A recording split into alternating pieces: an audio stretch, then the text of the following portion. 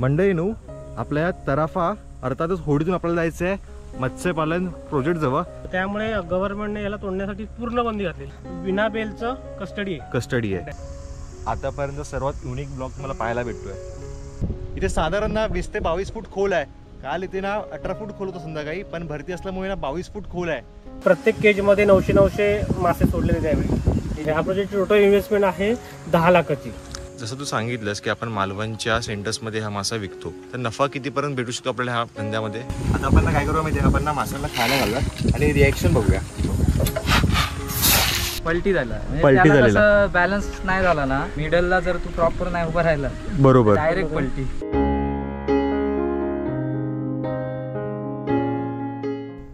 नमस्कार मित्रांनो, मी तुला संकल्प घेऊन येतो नवीन एक व्हिडिओ. तर मंडळींनो, तुम्ही आपल्या चॅनलवर ना कुक्कुटपालन असेल किंवा मग ना मच्छी मार्केटचा व्हिडिओ पाहिला असेल, पण पहिल्यांदा ना तुम्ही आपल्या चॅनलवर ना मत्स्यपालन ही व्हिडिओ पाहणार आहात. तर त्यासाठी मी आलो आहे आचरा तालुक्यातील आचरा गावातील मालवण तालुक्यातील पारवाडी खाडीजवळ. मत्स्यपालन व्यवसाय नक्की कसा करायचा, इन्व्हेस्टमेंट किती, गुंतवणूक किती, नफा किती, सर्वांना तुम्हाला ह्या ब्लॉगवर पाहायला भेटेल. तर चला पटकन व्हिडिओ चालू करूया. समोर जो दिसतोय ना तो आचरा ब्रिज. राईटनी आचरा टिटा फक्त 2 ते 3 किलोमीटर आहे आणि लेफ्टनी तुम्हाला कुंकेश्वर देवगड जवळ आहे. आणि ही पारवाडी खाडी जी डायरेक्ट समुद्राला भेटते. सो चला, आणि समोरचा पट्टा बघा, नारळाची झाडं आहेत, खाडी आहे आणि कोकणातलं घर आहे. तुम्हाला तोही ब्लॉग पाहायला भेटेल. ते कोकणातलं घर दिसतं समोरच, तो एक वेगळा ब्लॉग पाहायला भेटेल. तर चला, सो आपल्यासोबत ना ह्या ब्लॉगमध्ये ना कोण आहे बघा, खुशी उर्फ कलकी का सावंत. अरे रे रे रे लाजते बघ, काल आली दिसतीस ना, पडता पडता वाचलीस ना. चल, माझं नाव प्रवीण परब. मी पहिल्यांदा काही वर्ष मुंबईला होतो. तिकडे मत्स्यपालन व्यवसाय मला माहिती होता थोडाफार करायचा. त्या कंपनीमध्ये मार्केटिंगसाठी मी कामं केलेली. त्यामुळे तर इथे आल्यानंतर हा एक आपलं कांदळवन सहव्यवस्थापन समिती जी आहे त्याच्या अंतर्गत काही प्रोजेक्ट येतात. मग त्याच्यातून हा मत्स्यपालन व्यवसाय होता, ज्याच्यामध्ये चांगल्या पद्धतीने गव्हर्नमेंटचं सहकार्य असतं, आपल्या केंद्र सरकारचं, आणि टेक्निकल पर्सन पण त्यांचे असतात. त्यामुळे हा आम्ही एक निवडला. त्याच्यामध्ये जिताडा या माशाची आपण हे करतो.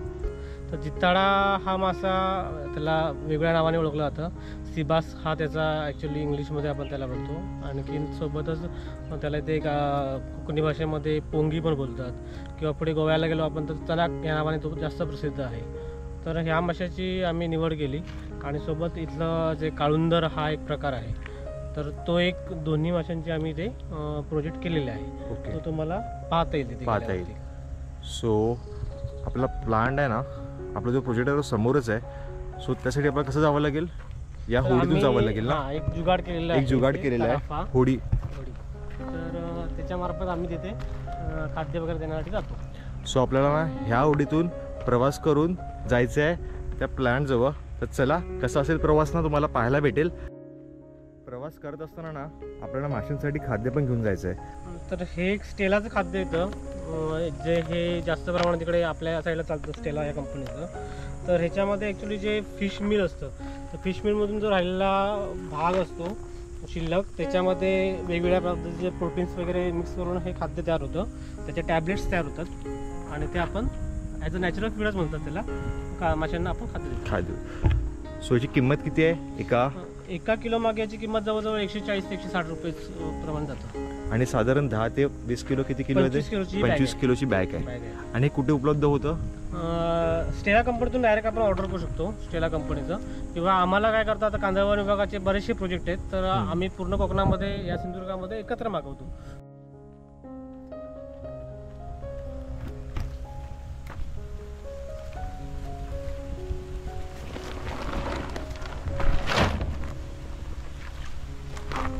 मंडळींनो, आपल्या या तराफा अर्थातच होडीतून आपल्याला जायचं आहे मत्स्यपालन प्रोजेक्ट जवळ. तर चला, प्रवास कसा असेल तुम्हाला पाहायला भेटेल. पहिल्यांदाच ना आपण होडीतून प्रवास करतोय आपल्या यूट्यूबच्या व्हिडिओसाठी. तुम्ही ह्याआधी खूप ब्लॉग्स आपले पाहिले असतील, बाईकचे असतील, एस टीचे असतील, ट्रेनचे असतील, पण पहिल्यांदाच होडीतून प्रवास करून आपण जाणार आहोत प्रोजेक्ट जवळ. तर चला. ही झाडं कोणती आहेत? कांदळवनाची असतात ना. ॲक्च्युली हे जे प्रोजेक्ट चालू झाले कांदळवन संवर्धन करण्यासाठीच केले गेले. तर अच्छा, ह्याला कांदावर म्हणतात. ह्याला कांदावर म्हणतात. त्याच्या बिया आहेत या थोडक्यात. ओके. तर कांदळवनाचं इथं झाडं आहेत खाली, आता पण तुम्हाला येईल. तर ते कांदळवनाचा ह्याचा मुख्य उद्देश काय हे काय चालू कर व्हिडिओ कर. की ह्याच्यामुळे जे समुद्रातून वारे येतात किंवा सुनामी लाटा येतात, तर हे कांदळवनाच्या ज्या डेंगऱ्या असतात ते ऍक्च्युली ते लागलेले असतात संपूर्ण, ते घट्ट होतं, रुजलेलं असतं, त्यामुळे हे पूर्णपणे अडवतं त्याला. ओके. आणि जो निसर्गापासून जे होणारे धोके आहेत ते थांबवले जातात. तर त्यामुळे गव्हर्नमेंटने याला तोडण्यासाठी पूर्ण बंदी घातलेली आहे. बंदी घातली आहे ना. हा. आणि हे तोडल्यावर काय दंड आहे की? दंड पण आहे, शिक्षा पण आहे, सोबतच ॲज अ विना बेलचं कस्टडी आहे. डायरेक्ट. चला मंडळीनो, पहिल्यांदा होडीतून प्रवास करूया. थराडा ना? तराफा. ओके. सो डेंजर आहे ॲक्च्युली. काल जेव्हा भरती नव्हती ना, तर तिथे खोल ना 18 फूट होतं. आज किती फूट असेल खोल साधारण तिथे? 20-22 फूट आहे. म्हणजे मी 4 वेळा बुडीन तेवढा खोल आहे. शूट कर. सो चला हळूहळू जाऊया आपण आपल्या प्लॅन्ट जवळ. सो बघा, पहिल्यांदा होडीतून प्रवास करतोय, म्हणजे असा थराडा ना, मी विसरतोय वर्ड. तराफा. ओके. पहिल्यांदा त्याला तराफा म्हणतात, होडी नाही म्हणत. काल ना भीती वाटत होती प्रवास करताना, कारण पहिल्यांदा प्रवास करत होतो ना. आज काय वाटत नाही एवढं. पाणी कमी इथे ना, काल जास्त होतं तिथे. मस्त. तर बऱ्यापैकी पाणी कमी. किती फूट? ते एक साधारण 4-5 फूट आहे ना पाणी. कंबरभर पाणी आहे, जास्त नाही पाणी. आता भरती आहे म्हणून एवढे, सुट्टी असेल तेव्हा इथे पूर्ण सुकलेलं असतं. ह्या पट्ट्यातच पाणी असतं. ह्या पट्ट्यात पाणी असतं. ओके. सो बापरे, कसा प्रवास होतोय. एक वेगळी फिलिंग आहे, कारण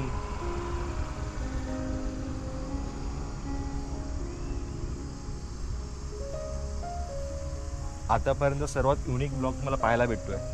आणि मी पण एन्जॉय करतोय शूट करताना, कारण नेहमी आपण प्रवास करतो बाईकचा, STचा, ट्रेनचा, किंवा बाकी काही कोकणातले ब्लॉग असतील घरातले वगैरे.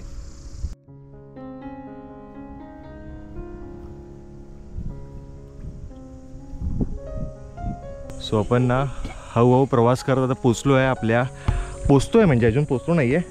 आणि ते बऱ्यापैकी खोल आहे. ते खोल असेल ना, डीप आहे इथे तरी 10-12 फूट इथे खोल आहे. आणि तिथे पुढे 20 ते 22 फूट खोल आहे. काल 18 फूट खोल होतं, पण सकाळी पाऊस पडल्यामुळे आणि भरती असल्यामुळे 18 फूट खोल आहे. भरतीमुळे ना, पावसामुळे ना. सो 4-4.5 फुटापर्यंत भरती येते ना. सो फायनली आपण ना आपल्या प्लांट जवळ पोहोचलोय, म्हणजे प्रोजेक्ट जो मत्स्यपालनचा आहे. आणि इथे साधारण ना 20 ते 22 फूट खोल आहे. काल इथे ना 18 फूट खोल होतं संध्याकाळी, पण भरती असल्यामुळे ना 22 फूट खोल आहे. म्हणजे मी 4 वेळा बुडीन असं. बट असो, चला. आणि खूप डेंजर आहे बघा. खाली बसू. सो शपथ, आपण तिथून प्रवास करून इथपर्यंत आलो आणि खाली पाणी बघा. एक चुकी संकटात नाही. सो चला. शपथ, डेंजर आहे. मध्ये मध्ये ना हलत आहे आणि जीव वर खाली होतोय. काल तर मी खूप घाबरलेलो जेव्हा संध्याकाळी आलेलो तेव्हा, बट आज काय सेकंड टाइम येतो म्हणून काय वाटत नाही आहे. मंडळीनो, आपल्यासोबत ना प्रवीण दादा आहेत आणि आनंद दादा आहेत, ज्यांनी हा मत्स्यपालन व्यवसाय चालू केला आहे. सो आपण ना थोडक्यात माहिती घेऊया. हा व्यवसाय जो आहे तो आम्ही साधारण डिसेंबरमध्ये सुरू केला. त्याची जी पूर्वतयारी होती ती आम्हाला अगोदर 1 वर्ष आधीच करायला लागली, कारण का हे आम्ही कांदळवन सहव्यवस्थापन समिती अंतर्गत केलं आहे. त्यामुळे सुरुवातीला आम्हाला ग्रुप तयार करायला लागले 7-7 लोकांचे ॲज अ सबसिडी मिळवण्यासाठी. आणखीन त्यांच्या अंतर्गत जाऊन मग त्यांचे ग्रुप आमचे व्हेरिफिकेशन करून आमचा काही हिस्सा जो होता तो त्याच्यामध्ये भरल्यानंतर मग गव्हर्नमेंटने त्याच्यावरती सबसिडीज प्लॅन केली. आणि हे सगळं मटेरियल आणण्यासाठी किंवा हे सगळं जाळ्या नंतर हे सगळं स्ट्रक्चर उभं करण्यासाठी आम्हाला केंद्र सरकारच्या कांदळवन सहव्यवस्थापन समितीच्या इथले जे अधिकारी आहेत त्या लोकांचा खूप मोठा सहभाग लागला. त्यामुळे हे आम्ही स्टार्ट करतो. सुरुवातीला 30 ग्रॅमची बोटुकली म्हणतात त्याला, छोटी पिल्लं 30 ग्रॅमची, ही आम्हाला इथे आणून देण्यात आली. साधारण हे कर्नाटकमधून येतात ऑर्डर केल्यानंतर. तर त्या 30 डिसेंबर 15 डिसेंबरला आम्ही हे सोडले आतमध्ये. आणखीन 2024ला 2024 आणखीन यांचा कालावधी 6 महिन्याचा कालावधी होता, कारण का याची ग्रोथ होती ती आम्हाला 1 किलोपर्यंत वाढवायची होती, 500 ग्रॅम ते 1 किलोपर्यंत. हा मासा वाढतो 2-3 किलोपर्यंत, 4-5 किलोपर्यंत पण वाढतो. पण जे आमचे हे प्रोजेक्ट आहे ते नदीवरती होतं, आणखी इथे पावसाळ्यामध्ये खूप मोठा फ्लो असतो मोठ्या प्रमाणात, तर त्यामुळे ते परमनंट ठेवणं शक्य नाही. त्या अनुषंगाने हे आपण 6 महिन्यासाठी हे प्रोजेक्ट प्लॅन करतो. तर याच्यामध्ये आम्ही प्रत्येक केजमध्ये 900 मासे सोडलेले त्यावेळी. हे जे दिसतात केजचे लहान पिल्ल 30 ग्रॅमची. ओके. सो हे केज आहेत, साधारण किती केज आहेत इथे? इथे टोटल 7 केज आहेत. 7 केज आहेत. 1 केज राखीव याच्यासाठी आहे, काळुंदरसाठी. ओके. ते करते. बाकीच्या याच्या केजमध्ये सगळे मासे जिताडा मासा आहे. हा, जिताडा मासाला आपण इंग्लिश मध्ये काय म्हणतो? सिबास. ओके. हा, पुढे.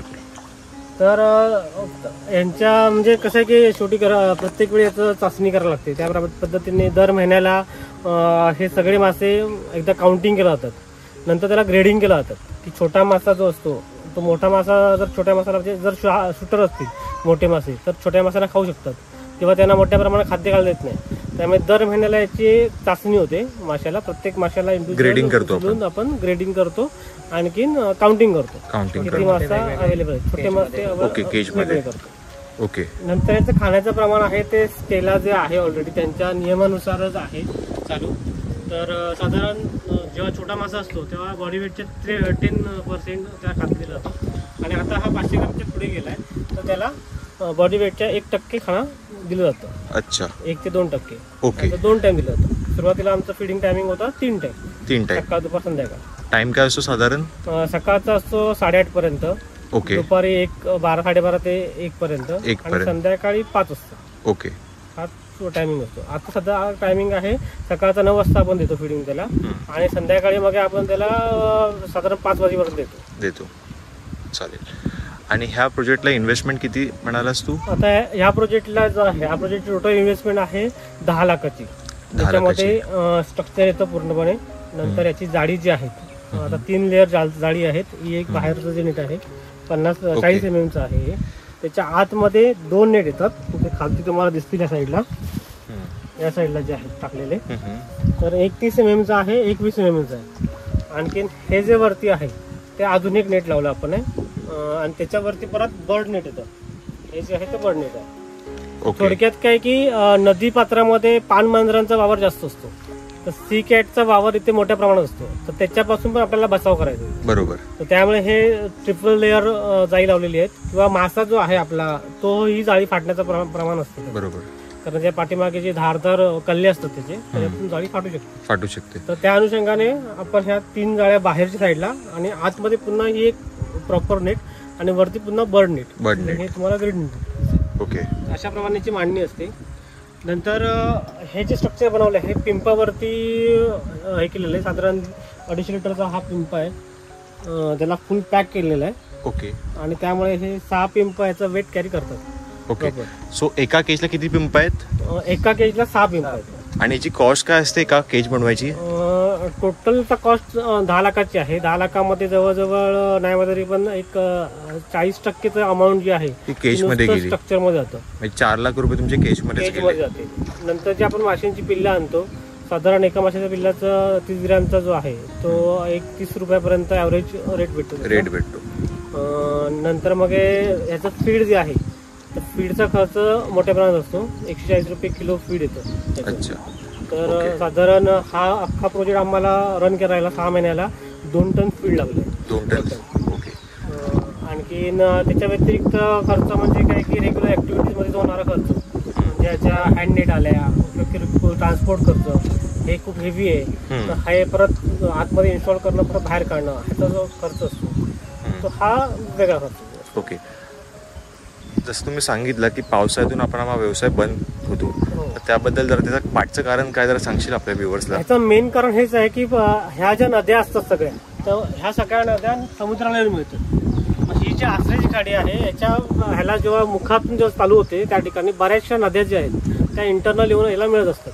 बरोबर. त्यामुळे जेव्हा खूप मोठा पाऊस वरच्या साईडला होतो तेव्हा ह्या नद्यातून जे वाहणारं पाणी आहे तर त्याचा अख्खा फ्लो ह्या या नदीवरती बॅक वॉटरवरती मारतो बरोबर. आणि त्यामुळे इथे काहीही चुकू शकत नाही.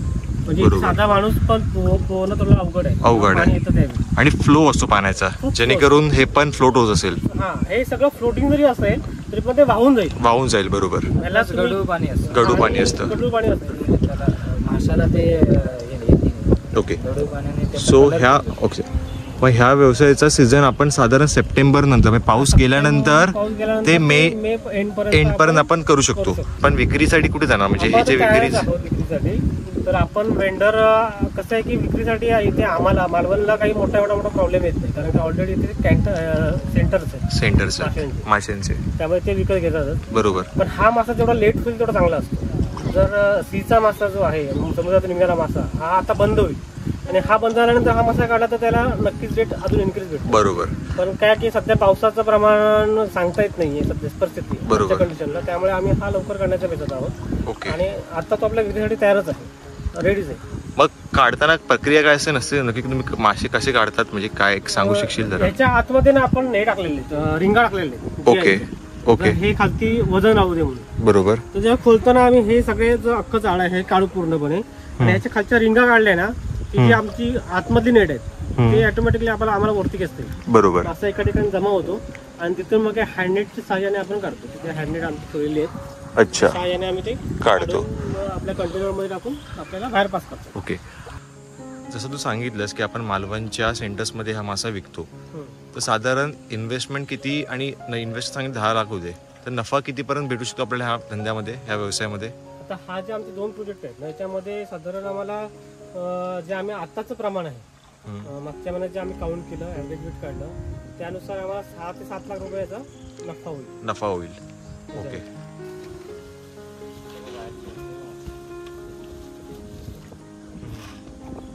ते बघा, ते बाहेरचे मासे आहेत ना, दिसतात गाईस, बाहेरचे मासे बघा. आय डोंट नो की विजिबल होईल तुम्हाला कॅमेरामधून. हे बघा, हे बघा, हे बघा, दिसतात. 22 फूट खोल आहे. पाय थोडा पण इकडे तिकडे झाला ना,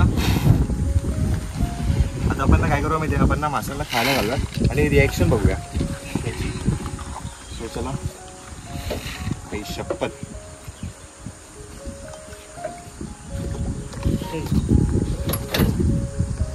सो खायला घालूया आणि रिॲक्शन बघूया.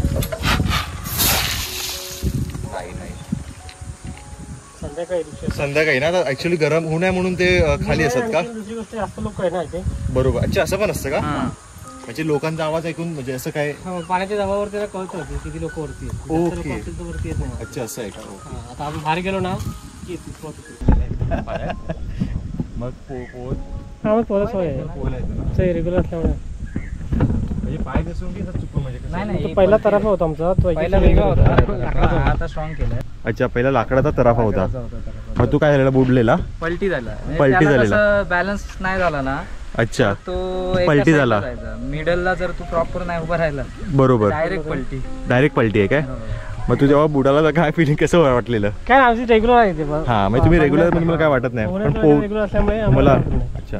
सो गाईस, सुकर राहू दे म्हणून याच्यासाठी आम्ही तराफा. आधी हा लाकडाचा तराफा होता आणि तो पलटी झालेला, पण हा ह्याचा आहे, ड्रमचा आहे. बरोबर.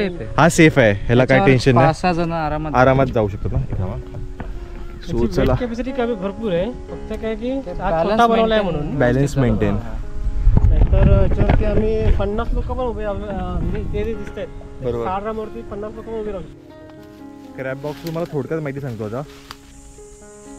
खेकडा काय करतो आपण, छोटा खेकडा इथे आणतो हां बाहेरून.